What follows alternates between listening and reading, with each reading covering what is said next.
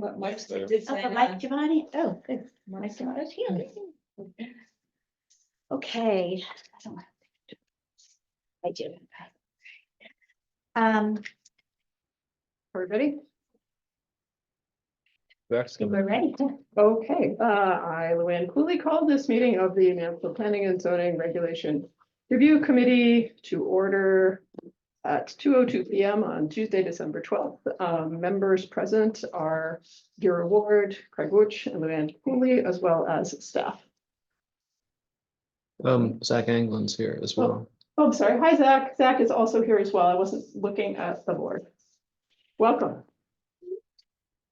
All right, so we'll start with looking at the meeting minutes from 10:10. Ward moves that they be received as presented, approved as presented. Which was second? All right, any discussion? All right, all in favor? Motion carries unanimously. Zach, I assume you are abstaining because you were not at that meeting. Unable to share video or unmute, is this? Unable to share my video or unmute myself. This is. Hmm. All right, we'll work on that, Zach. You should be able to unmute. We'll figure it out. It's great that he's here. Yeah, it's fantastic. Yeah. Glad to have it. Yeah. Okay, so we'll move on to item number 3, which is revisions to zoning and subdivision regulations. We have a typey memo and proposed outline to take a look at. And Michael, would you like to, or Robin, would you like to talk to us about this memo? Yeah, I'll kind of start and then Robin can jump in. So previously we gave you sort of our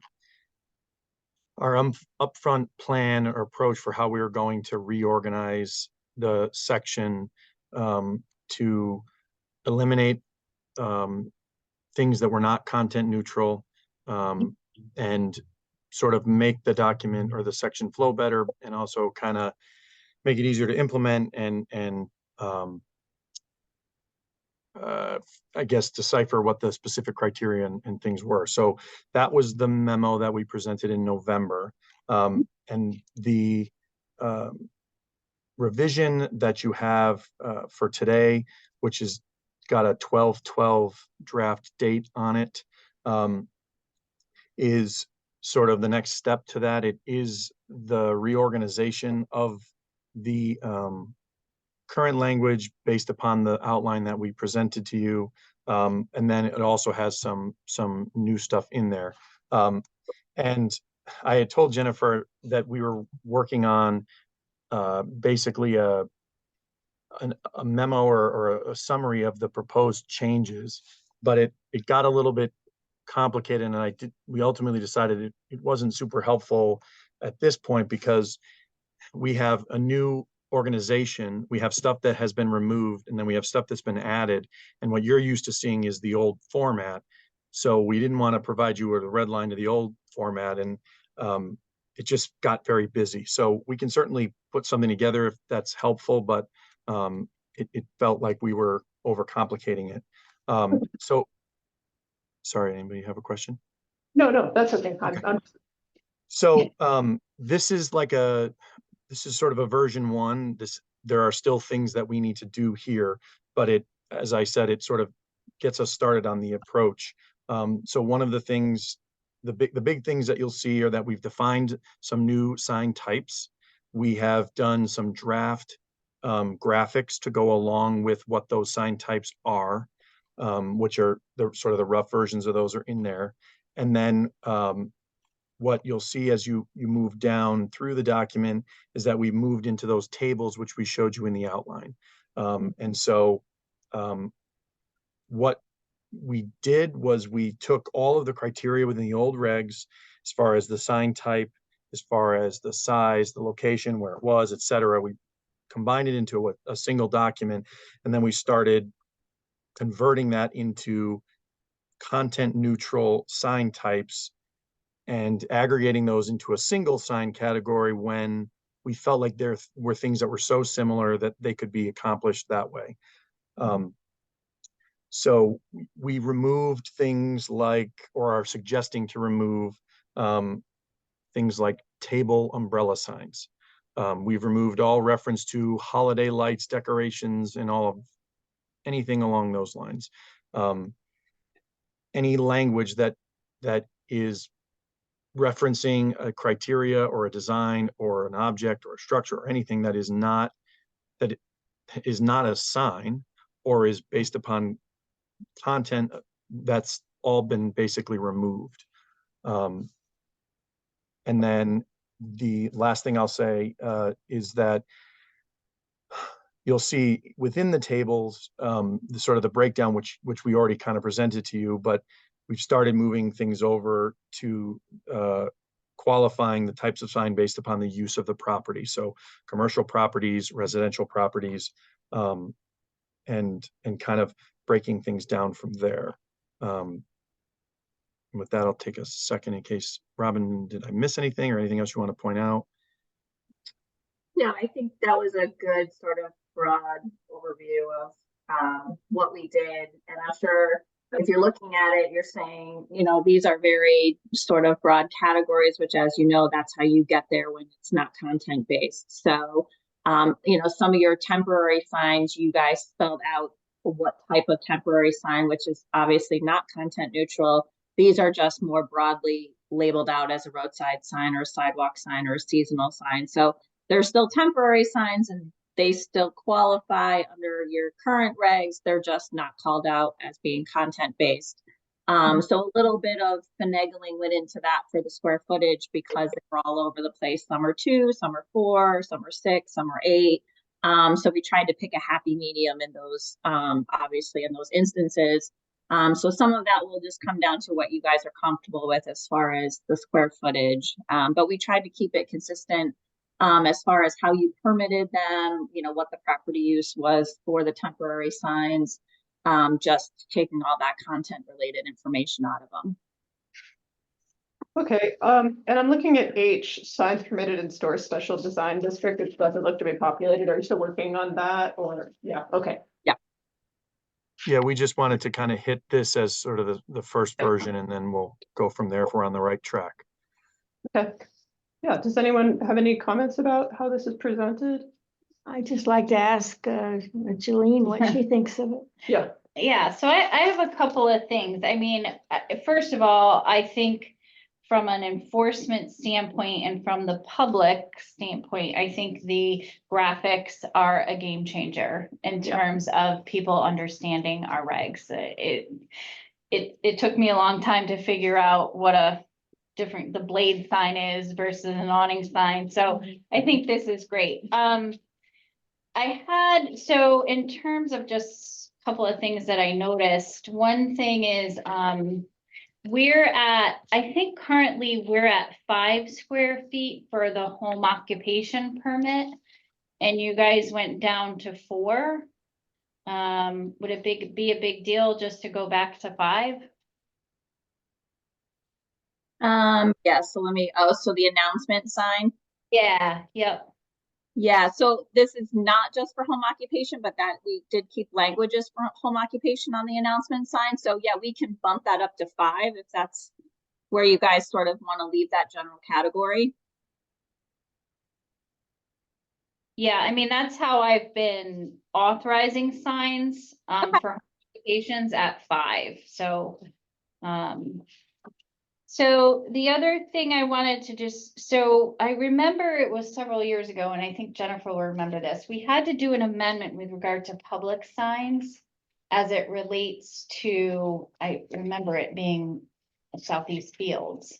Do you remember that? Yeah, I vaguely remember that. That was before I was Yeah. in this role, but yes, I do. It was like advertising signs along, they were getting sponsorship, but I think that might be, was that in our sign regs or was that in our ordinances for parks? Yeah, so I think on that one, I will send you the section of the regs and we can see where it fits in. Okay. Just to be sure that we're covering that, because we did just put that in there. Like advertising signs along the back of a ball field. Yeah, and it, Without and it fence. had, it Uh-huh. was like in the public interest were some wording that we had in there, so. Oh, we definitely, yes, I didn't, is that section about the public interest, that was probably taken out because That of would the be content. content. Yeah. It's Yeah. content based, so yes, it's absolutely taken out, yep. Yeah, because you can't Okay. say, because basically. So we put it in there just to Right, be to cover taken out. ourselves, Yeah. but then Reed happened and you Yeah. can't Okay, do that anymore. okay, all right. And then the other thing is, we're not distinguishing between conforming and non-conforming commercial uses anymore. Can you just explain a little bit about that? So, yeah, so I guess our question would be, why were you treating signage differently for conforming and non-conforming uses? I mean, non-conforming uses conform to the regulations at one point in time, and obviously they have the right to maintain that. So I'm just curious why you would be treating them differently from a signage perspective. Yeah, I don't know. That was the way it was written, but I agree. I have always struggled with that. It seems like a complication that we don't need to have. Yeah, I mean, obviously, if it's a business that wasn't legally non-conforming, that's a whole different conversation, but it's almost like you're punishing a legally non-conforming use and saying, we don't want you to have as much signing as a conforming use because you're non-conforming, but they have the right to maintain that use, obviously, as you guys know, until they so choose to say, we no longer want this use, and, you know, we're giving up the right to it. So it seemed very strange. So we did take it out because we didn't feel it was consistent with that whole treating everybody the same and being content neutral. And you're basically saying, no, you're a non-conforming use, so we're going to allow you less signage than a conforming use. Okay. Agree. So, but my question, and Jelena's dealt with this a little bit more than I have, but if you are a non-conforming business use and if it's non-conforming, why would you allow them to have a bigger sign? Is that what you're saying? We can talk about this offline, I think. Yeah, make sure, yeah.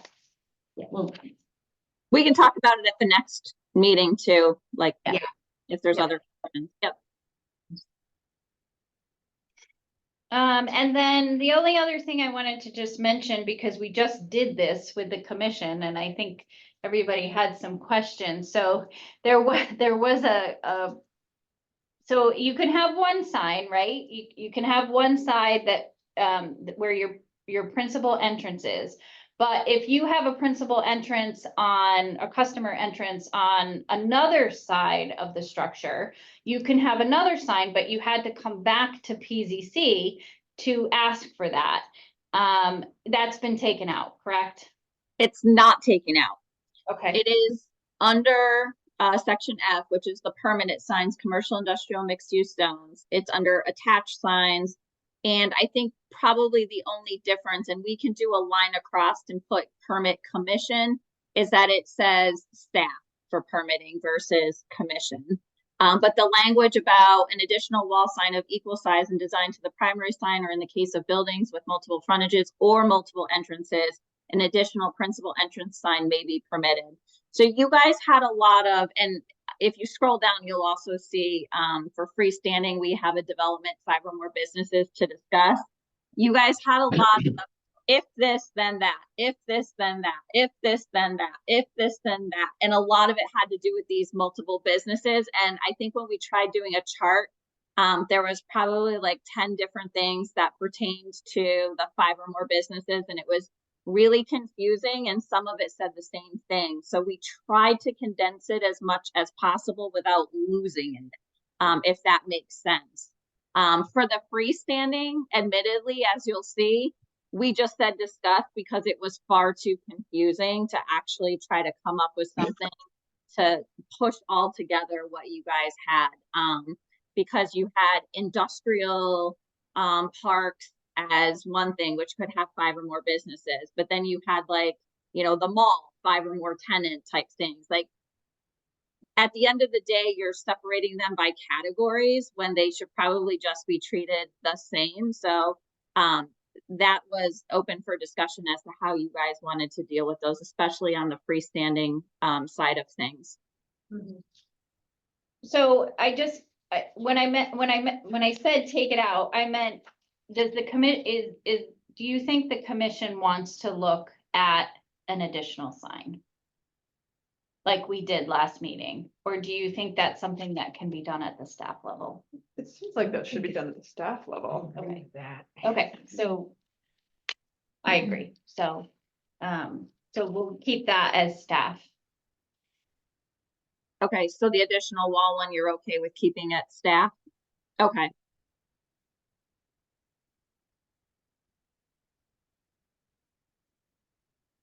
And then for the developments of 5 or more businesses, you know, Jolene, I'll especially sort of pose this to you, but with all the, but what if, what ifs, you know, you obviously deal with these permitting more than anyone there. Is there, you know, in your opinion, is there a way to nicely condense these that sort of encompasses all of those what ifs that you guys have in the regulations?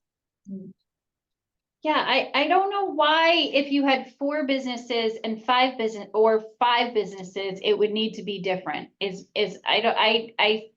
see that again as a complication that we don't need to have. I can't think of, oh, you know, why, if you have 3 versus 5, your sign would need to be different. Does it matter? Do you think there is a cutoff? Like, would it matter if you had 8 businesses or 10 businesses? You know, I'm thinking, Like sign values. Yeah, or Yeah, I just, mean, you we know, those freestanding signs like at the edge of the mall that have Kohl's and then a whole bunch of tiny businesses under them. Does that count as one sign, or does that count as individual signs? for That's each of those one- businesses? That's one sign. that's one Sign. sign, and I But it's believe the way we multiple treat it is no component of that sign can be any bigger than 8, have a dimension of 8 feet. That's how we're currently doing it, so, Because it's 30, they get 32 square yeah. feet. Yeah, And they don't have to be equal. They don't have to be equal. No. They, you know, we did, when I looked at 106 Stores Road, when I permitted that freestanding sign, they are equal. They're 3 equals. I thought oftentimes it depended on square space. Yeah, probably Yeah, does. I mean, there's only How so much you much wanna space. advertise the big Yeah, guy as opposed to. yeah. Okay. how much the business is willing to pay for the sign, I think, yeah. you know, for space on the sign. Yeah, may include a dimension greater than 8 feet, provided the plan, you know, so we say 8 feet, but then we say, oh, no, wait, the Planning and Zoning Commission can give you bigger than 8 feet. I mean, do we need any bigger than 8 feet? I wouldn't think so. Yeah. You know, I think I need to mull this over and try to think of scenarios, you know, because we were always trying to think of like worst case, right? Sure. We don't want to end up as Sign Alley, right? God, Like no. giant signs everywhere. But at the same time, I don't think it needs to be this complicated. It's So, very complicated. Yeah, It takes a long Yeah. time to, Yeah. Well, that sounds like a good plan to consider and think about it and keep having that discussion. Yeah. I mean, we've had, just as an example, I don't know, Jennifer and I have had at least 2 meetings with the standard Yeah. over just signage. Mhm. Yeah. You know, to try to get it right, you Mhm. know, interior signage, directional signage, we've looked at building numbering, we've looked at, Mhm. you know, and not to say that it's not, that's very important, very right? important. But I guess what would, if our regulations were clearer, It wouldn't be this complicated. and then we could just say, oh, well, look at this section and then do this. And Right. so I think that's the goal of these Mm-hmm. new regulations. Well, that sounds like a reasonable goal. But can you, Robin and Mike, maybe you could go through if we're ready, the items that you think are significantly different, other than the content and the case law items that you outlined in your, you know, your outline memo, that the commission really needs to kind of mull over and provide guidance to. pretty much what you just said is the significant difference, which is obviously the content neutral categories is the most significant changes. We actually did not change much in any of the other sections yet. You had like the site sign design and construction standards. We did not make any changes to that language. We did not make changes to the design criteria. Now, we could certainly make recommendations if you feel those sections aren't working for you, but we did more focus on definitions, illustrations, and making them content neutral. But if those sections, if there's specifics about those sections that you guys are like, you know what, they actually don't work for us, and we do want you guys to look more into those, we can do that. Yeah, it looks like you have a discuss on the illumination of the freestanding signs. Mike, I think that was a note you put in. Yeah, so Yeah, you guys are not crystal clear on in your regulations is what type of illuminations you actually allow for signage. The language is pretty wishy-washy in a lot of areas. We did add I know you're laughing. We did add definitions to the different types of illumination that a town can use. So if you look under definitions and sign illuminated, we added definitions for channel, direct illumination, halo, and indirect. So that we have that verbiage in there for your use. But I think when you go through, it was a little unclear in most cases what type of illumination you guys did allow. Obviously temporary signs, there was none, so that was pretty clear. But the other ones, not so clear, like the attached signs or freestanding signs. So I think we need a little bit more direction from you guys on that. and the other thing that I think you can kind of consider, and I do think this is something that needs to sit and marinate for a little while. You can look at some of the plazas and some of the buildings and see how this would apply. Really not based upon the area, but more about the types of signs that they would be allowed with the new categories. But there's a little bit of, you have a little bit of leverage, and there's some strategy associated with how you choose to permit these. So for example, you know, if you don't want to be so extreme as to prohibit a certain type of illumination, but you prefer another type, you can allow external illumination by staff and internal illumination by commission. And I think, you know, things like that on its face will encourage applicants to skip going through the commission. You can allow things by, you know, zoning permit versus special permit. So that's something to consider as you're looking at some of those things, and how we ultimately modify the table is the things that you don't necessarily hate, or perhaps can be done tastefully if done correctly. Well, maybe those can go to the commission if they are gonna insist on that type.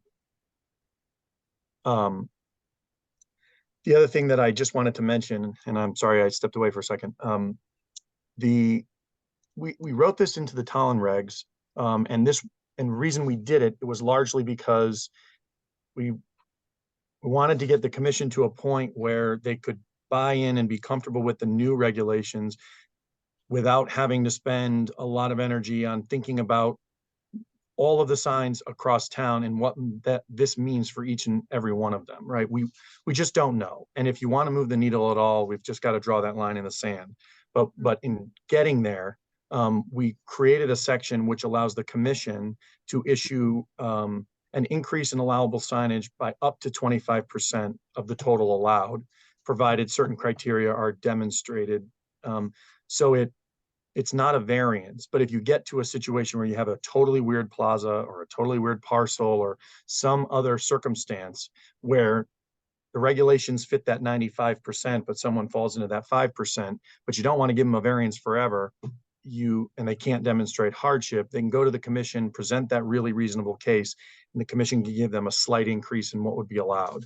So we adopted that as part of Tallinn's reg, and that they felt like was a good pressure relief valve if something came up that they weren't fully considering.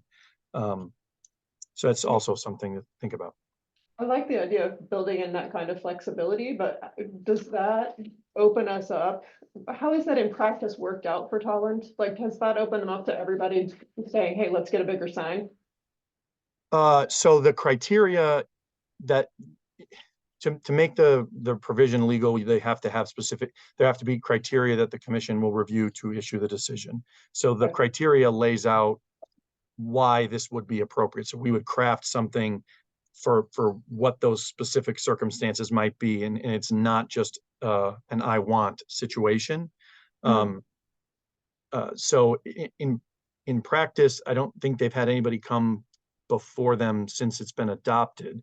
The other thing that it's sort of, we're sort of thinking it could do retroactively is if somebody is allowed 100 square feet, but they have 120 square feet, to not be considered non-conforming, they would fall within that 25% Oh. threshold.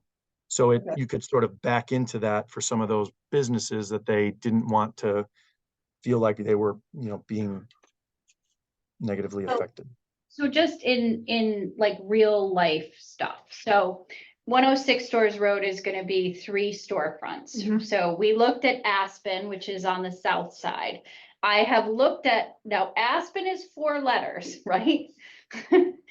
I've looked at the north, sorry, 5. I looked at, I looked at Chipotle. They basically have the same frontage.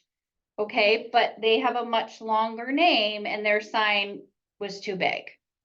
Now, it needs to look uniform and we need some mechanism, and we have that in the current regs where we say it has to be compatible in design and scale. Now, what happens when the middle tenant comes?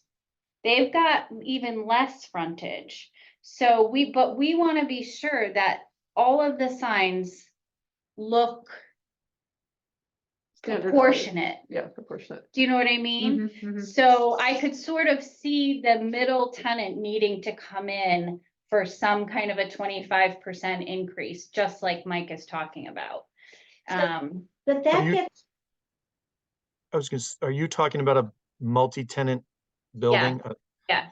So the other approach you could take is you could just give them a square footage, everybody, right? Everybody gets 8 square feet or everybody gets 10 square feet. So that I think would fall under the development category, five or more businesses, which we have in here for discussion. But if you thought everybody should just get the same amount, then wall signs could be limited to 10 square feet. And then it doesn't matter whether you have a little build, the other issue with those is that it's entirely possible that someone could sublease that. And so Chipotle needs more space, they could take the next, and now all of a sudden you have 5 tenants and then 6 tenants. So Wellington had similar language, which required everything to be designed the same materials, same everything, same size, and has moved away from the design criteria because they feel like it's unfair to say everybody has to have a wood sign with gold lettering that's carved and externally illuminated, because that takes away from the business's brand.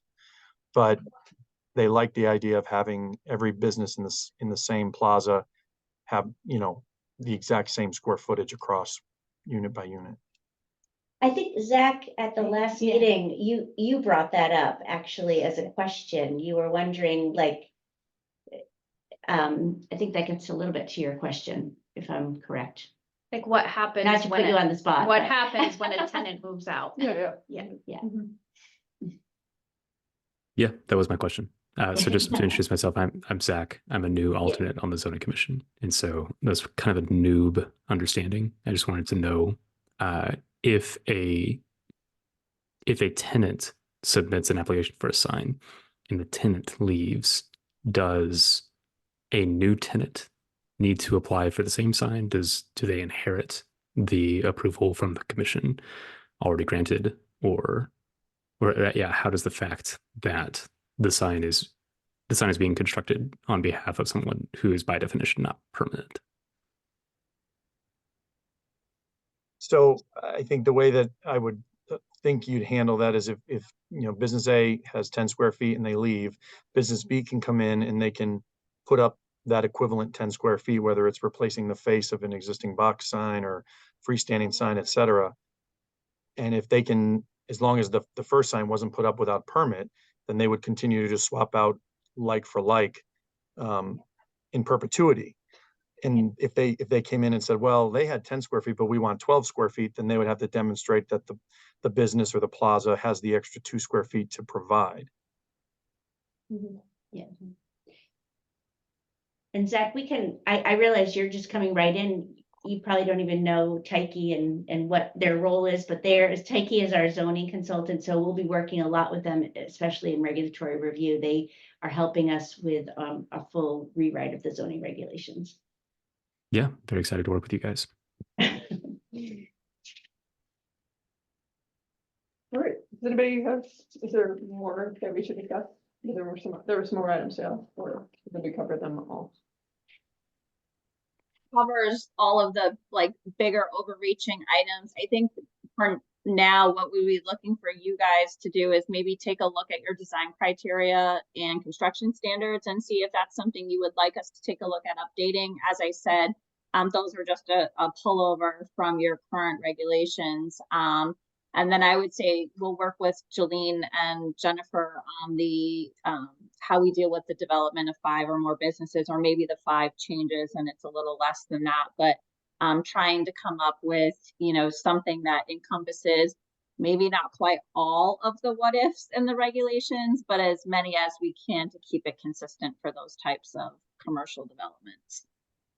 I have a question for Robin and Mike. Is there anything that jumps out on our design criteria and construction standards that you are seeing in other towns that makes their signs better and more? I mean, I think you hit all of what I would call like the bigger categories of stuff that you want to regulate using simple fonts, you know, how to make them more easily readable, the color contrast. So you have a lot of the stuff that you would typically see. I mean, I did notice that, and some of it didn't get put in here because it wasn't specifically under sign design and construction standards, but within the context of your regs now, you had different size lettering depending on the different categories of signage you had. That sort of did go away, and we just kept the piece for sign design and construction standards. So we can take a look at that more specifically. If you'd like, and maybe add in, because this one's more looking at common sign names and 7 inches minimum height. But I think generally speaking, there's nothing that jumped out at me like, oh, you know, we could definitely update this to make it better. Though if you wanted to lean more towards the unified like sign design for plazas, there's definitely a lot more that we could do with the sign design standards from that perspective, versus having the, you know, all the what ifs of, you know, and the extra entrances and the other signs. And I think there might be a different way you could go about that and maybe just make it more standardized for all businesses. And we could definitely take a look at design standards for those types of plazas. Yeah, just how do people feel about adding more uniformity, like to the Eastbrook Mall or even 106 Stores Row? If we added, you know, we don't want to prohibit a business from advertising themselves and being successful, but at the same time, some aesthetic criteria. I don't know how you. Yeah, I like that idea. I mean, thinking about communities I've been to that have really stringent sign regs as far as design element, it adds, I think it adds some coherency to the community. You know, it makes you know, oh, I'm now in Kenilworth or I'm now wherever. Yeah. And it's a convention that's understandable by everybody. So it's not like it adds a problem to a particular business to try to conform to this. If everybody is doing that, it's, you know, we all quickly grasp, okay, we're all in the same, you know, I know to look for us for the sign in the same place. I know to look for the same kind of design, and that's indicating the business or whatever.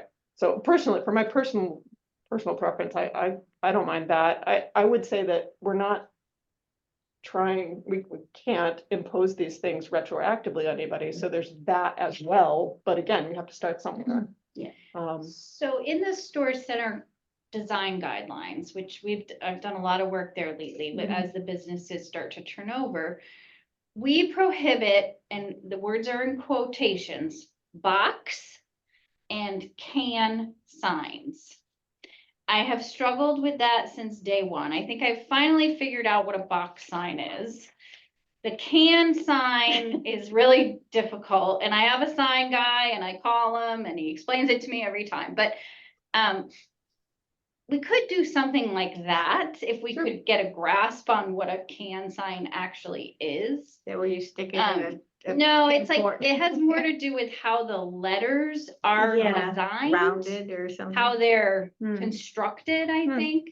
A box sign is just that, right? It's an illuminated box. Mhm. With, and correct me if I'm wrong, Mike and Robin, but it's illuminated box where the letters are kind of like printed on like a plexi almost, right? And that's the sign. It's like a sign cabinet, so they would pull the face off and put a new face on it. And so, you know, the challenge you run into with that is from a business perspective, if I'm a business owner, if I put that sign cabinet up and it's 8 square feet, my tenants, as they change, can put their new sign up, and that makes it very easy to change those things, to keep the sign up to date. And one of the things that the property owner that went before the commission in Wellington, I was just talking about, talked to the commission about, was the expense associated with swapping out a sign. And you know, these guys don't want to spend the money associated with creating a sign that's the same size, design, material, etc. Maybe they're coming from another place, they have a sign they already want to use. I'm not saying that that's a reason not to do it, but you know, there's cost considerations based upon the types of sign, by the sign types that are allowed. But I think either way, we can still increase that overall uniformity. And I think my personal opinion is that I think uniformity is, for freestanding signs, is what I think is, you know, you have one sign that's 25 feet tall, then the next sign that's externally illuminated and 4 feet tall, and then this business doesn't have one, and then the next one is a gas station with, you know, internal illuminated letters. But I think we can definitely make some suggested edits on that uniformity side.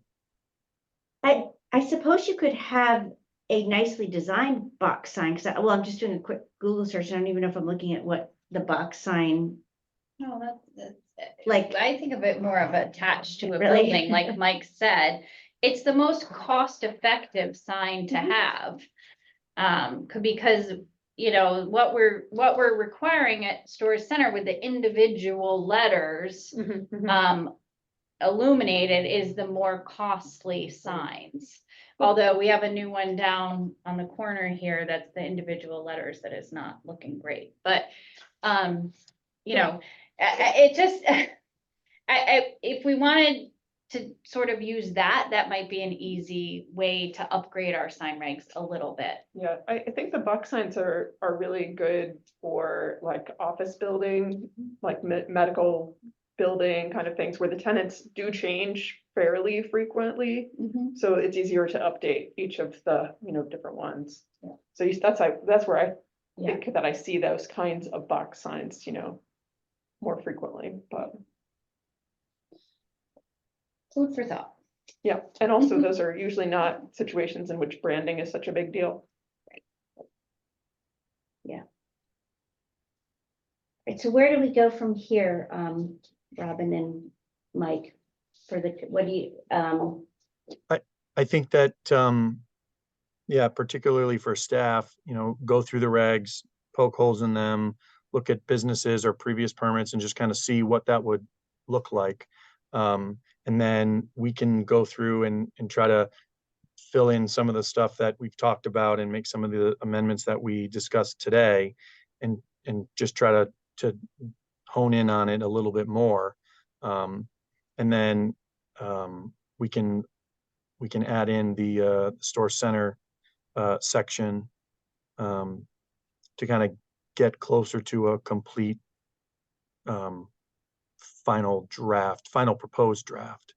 We just didn't want to be off to the races in some direction and show up here and have everybody completely disagree. So it seems like we have consensus on at least the approach on most of this stuff, so we can continue forward while you guys try to digest some of these other things in the tables.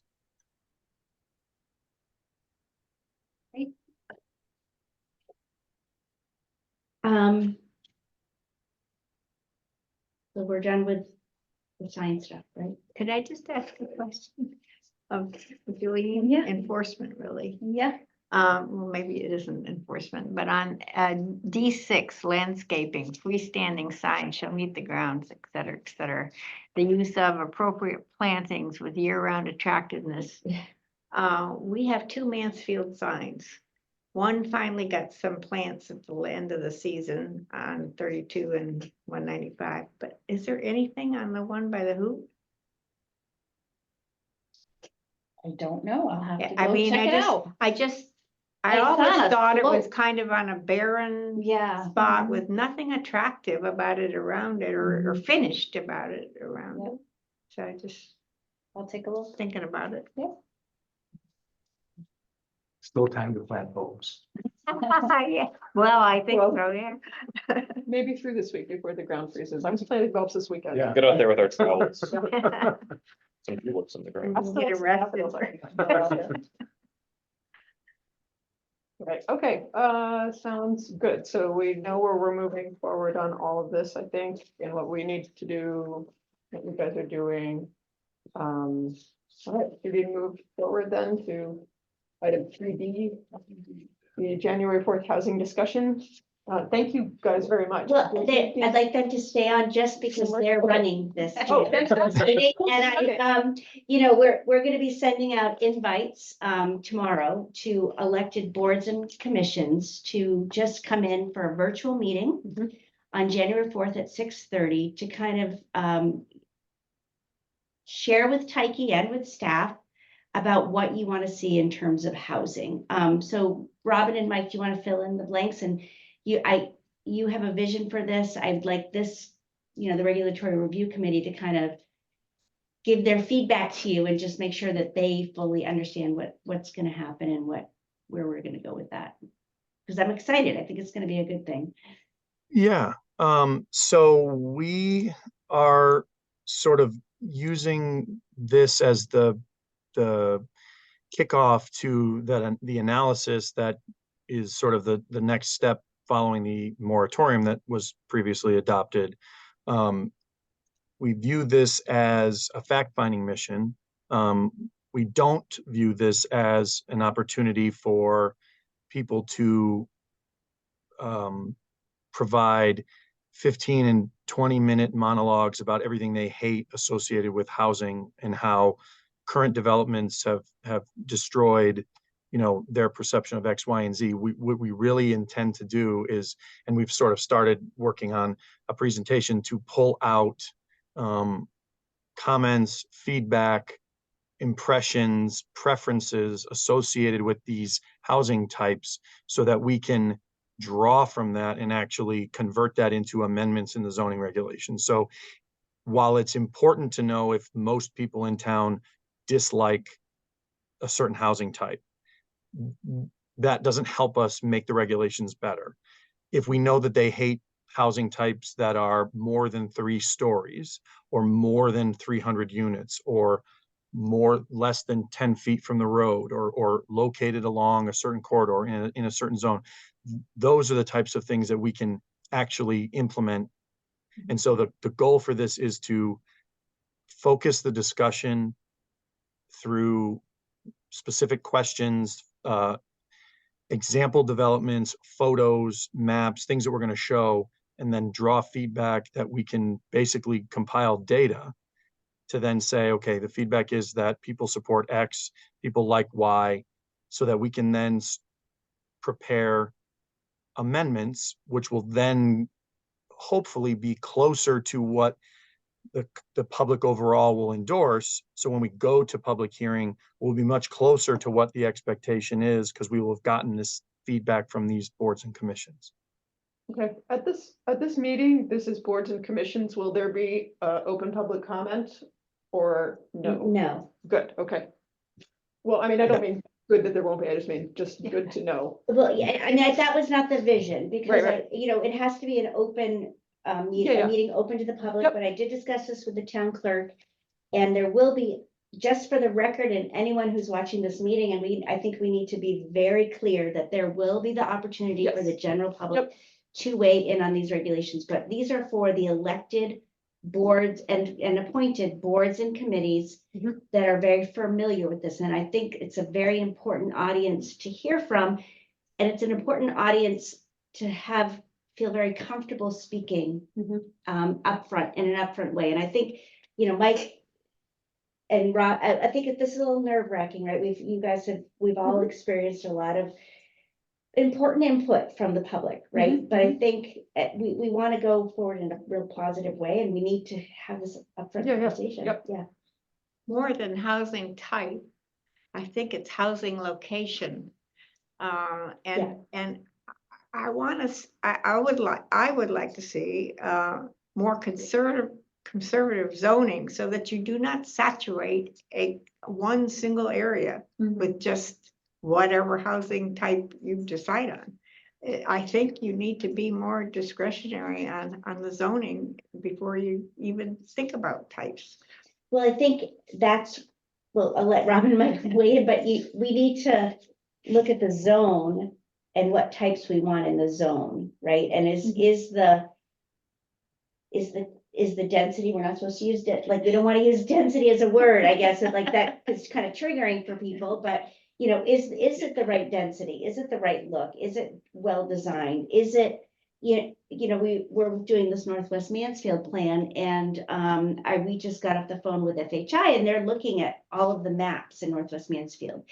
And there are a lot of arterial roads.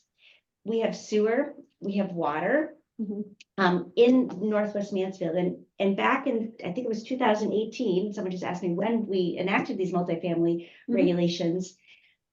That's why you put it there. Yep. Right? There's No, I understand yeah, that, so but I think we could have done a better job. Well, yeah, that's what I was gonna say, is that I think a lot of our thinking had to do with public health and safety issues related to having the environmental impacts be lessened by having sewer and water. yes. And that is a very important conversation to have, and to make sure that the public is aware of that is where our thinking was. I don't think that's obvious to people, is that the location for how we had placed things was due largely to that consideration, where water Oh, and yeah, sewer it is. was all driven by that. Sure, And that was and the I don't purpose think of that putting was- it in. Yes, but I don't think that's obvious to the large. Yeah, well, yeah, I larger just public, think for we one could thing. have done a better job. Well, it's also just one consideration, and maybe we did focus on that too much. And one of the things that we plan to include in sort of the throat clearing section of this discussion is a very quick overview of, here's your future land use plan as identified in the POCD, and here's where these projects are. This has not been a haphazard decision that the commission has been making as people show up, say, yeah, we'll put it here. Yeah, we'll put it here. They've been following a very directed guideline, and they've been following it correctly. So it's okay if we want to change course, but that doesn't mean that all the decisions that were made previously were not rooted in logic and in where they should have been. So It's I hindsight. It's just hindsight that we're realizing, I think. Yeah, I mean, Issues. yeah, I don't think I don't think Right. he's suggesting that we're trying to justify where we are. No, But it is important to understand what the decision-making process was, and that it was based on reason and logic and the best evidence that we had at the moment, right? I think Yes. Oh, sorry, Zach, go ahead. it's okay. I think people have an aversion to change. They have an aversion to seeing the built environment shift, and especially in the more dramatic that shift is, the more robust of a reaction you're going to get. I think that doesn't mean that everything has to stay the same forever, and that would be a bad outcome. And what I would really like to see is some encouragement of development that is not insanely dramatic. I think we've sort of put ourselves in a situation where it is so resource intensive to build new housing that only someone who's going to make a lot of money off of a given housing project has the margins in order to engage with that process. So you've basically made it so that a small owner developer can't really build a duplex or a triplex, right? That just the margin for engaging with the process isn't there to make that reasonable.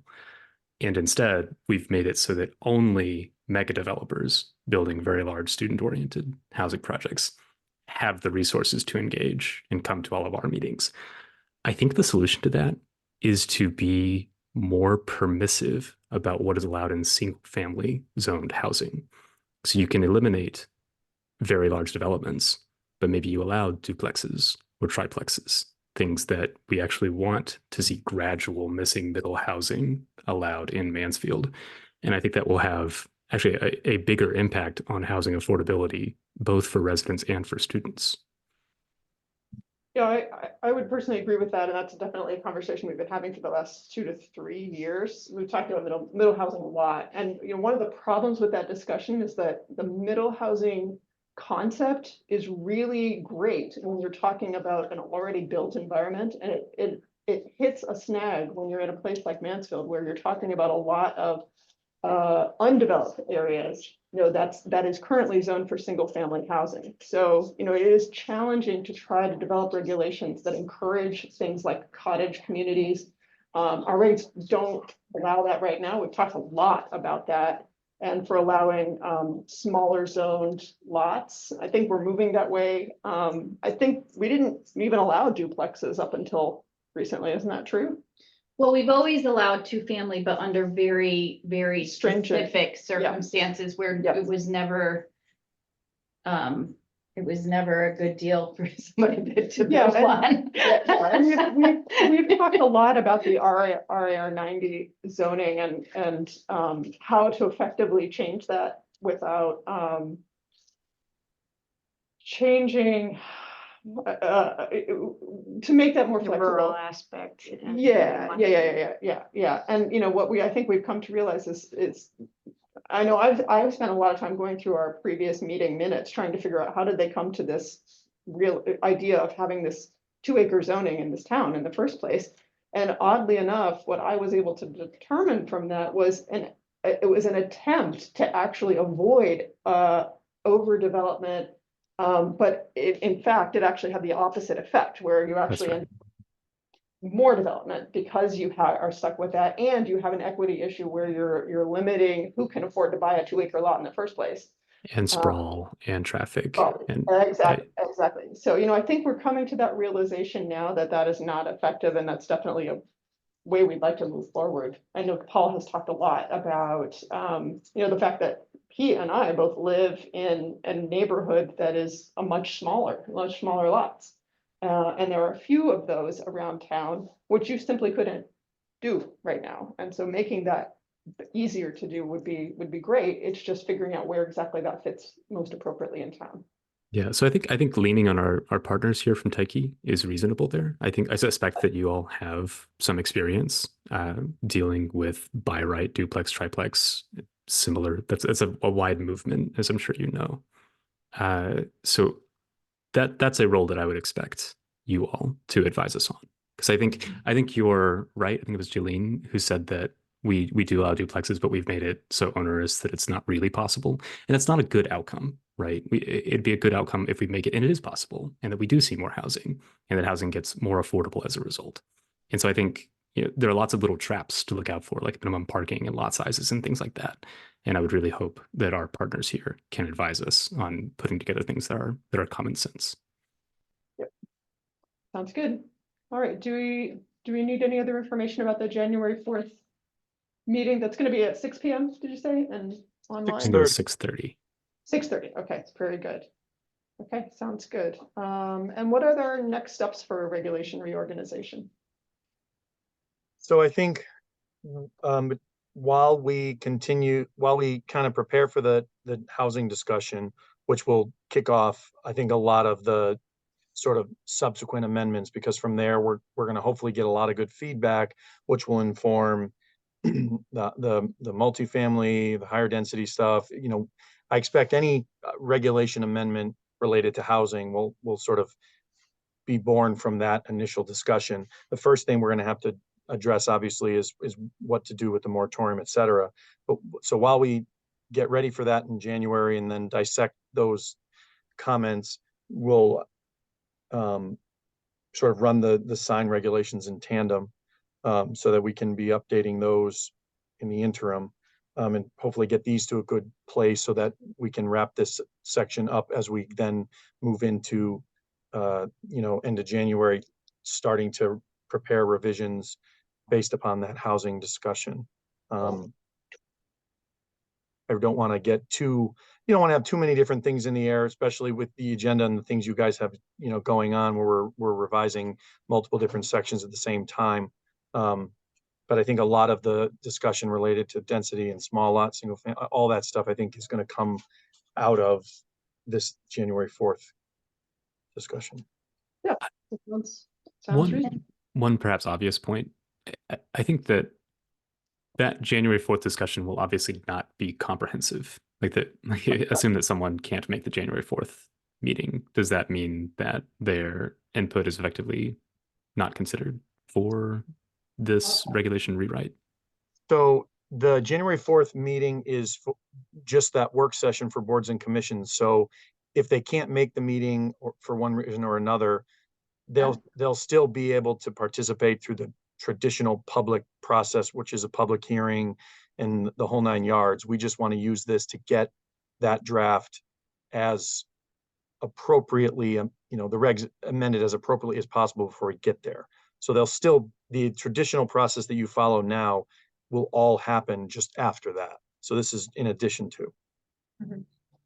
This is sort of a temperature taking way of starting the outline, right? And also, you have all these boards and commissions that are involved in either peripherally in various components of these projects. And so you implement these regulations as a town. Yes, you approve the projects, but if there's an affordable housing component, if they have to go to a water pollution control authority, like there's all these things that are associated with it. And if you have one hand that doesn't know what the other hand is doing, you have this uneven implementation or perspective on these types of things. And so we're really hoping to create some consistency there so that it'll be, I think, a little bit more uniform with whatever we ultimately adopt. Okay, sounds good. Did we have anything else to discuss with Tyche, or are we? No, I think Chip? we can let Tyche go. All right, thank you so much. We appreciate all the things that you do for us. Thank Bye, you. Mike. Bye, Robin. Bye. Okay, great. So we're moving on to new business. We have one item that is talking about our calendar going forward. Yep, so this Tuesday every month conflicts with Town Gown, which Jennifer and Paul both participate in. So we were wondering if it would be possible for folks to move it to the 4th Tuesday of the month. Craig's a yes. Thank you. Vera's a yes. Yeah, that's fine. Luann, Zach? Awesome. All right. Okay. So It's could the we? easiest thing we did. could It is we- the easiest we thing have we've ever a- done. Are you kidding me about December 24th? Oh, yeah, we'll cancel that. All right, so can we just have a motion to approve the 2024 regular meeting schedule as amended by Vera? I so move as amended. Which was second. Okay, any discussion? We all set on that? Okay, and let's vote on that. Approved, not approved. Zach? Yep, Perfect. very good. Okay, and that is approved unanimously. Okay, great. No public comment, no? No comments, Many comments, but not about this. not about this. Communication. Gee, what could they do? Okay, so our future meetings are gonna talk about affordable housing requirements, compact residential, so that's getting to our middle housing questions. And I think we should maybe, we have a moratorium on the PRCA and the we need to. Pleasant Valley, Yeah. commercial, Pleasant Yeah. Valley So we need residential. to look at the date that's expiring, so we may need to put that on a future What was it, agenda. officially a 9-month or? I can't remember, Vera, but I'm gonna look. I know the way things move and have to move. Yeah. It seemed like a short period. of time. Yeah. Well, we are, Just now. it's already talking been about 3 it. Yeah, I was months gonna say. since we Yeah. said no more Yeah. of the development for 6 months, and now we're just starting. Yeah. well, that's happening. Kicking the can down the road is a classic government function. Well, It's a capacity issue, right? We're always dealing with the crisis at the moment. Just a few things. Okay, so I think with that, we are adjourned at 3:01 PM. Thank you, everyone, for coming. Thank you, All right. Luann. Thank you. But that- Take care, Jack. I'm glad Zach got so. Yeah, me too. Good. Thank you, everyone.